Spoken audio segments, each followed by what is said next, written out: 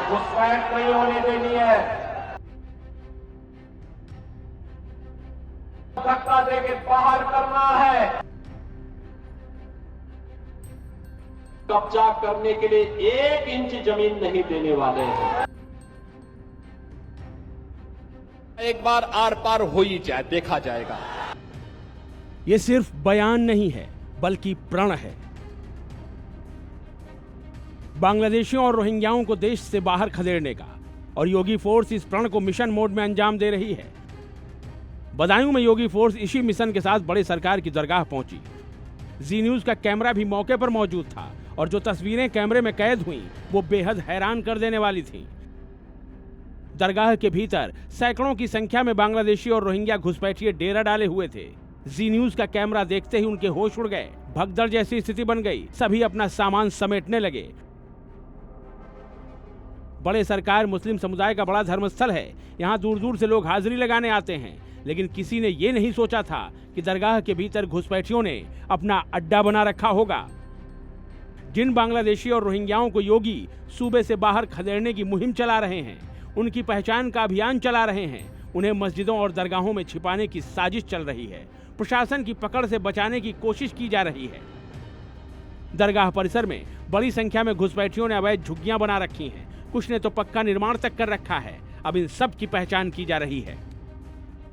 अवैध रूप से यहाँ रह रहे हजारों लोग, जिनके बारे में ये जानकारी नहीं है कि आखिरकार ये लोग हैं कौन और कहाँ के रहने वाले हैं, उनको यहाँ से लगातार फोर्स द्वारा खदेड़ा जा रहा है।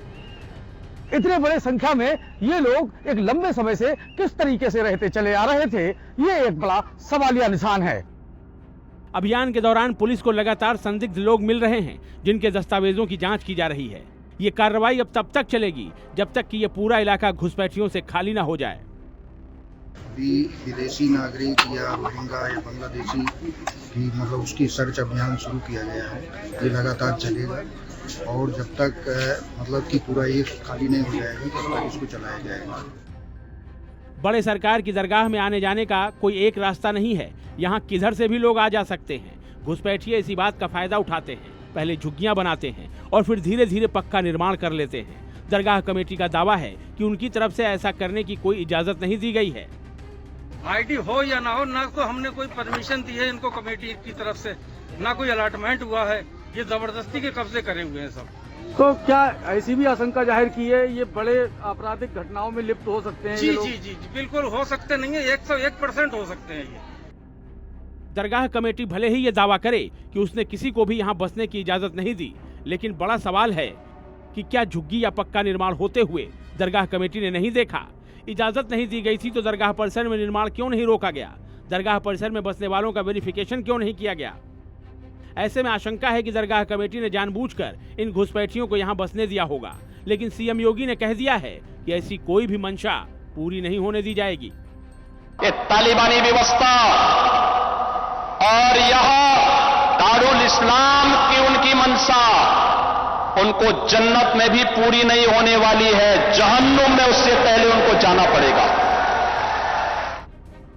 सीएम योगी इसी मिशन में जुटे हैं। बांग्लादेशी और रोहिंग्याओं की पहचान हो रही है, सत्यापन किया जा रहा है। इसके बाद इन्हें डिटेंशन सेंटर भेजकर इनका परमानेंट टिकट काटने की तैयारी है, ताकि उत्तर प्रदेश को घुसपैठिया मुक्त किया जा सके। अमित अग्रवाल के साथ ब्यूरो रिपोर्ट, जी मीडिया।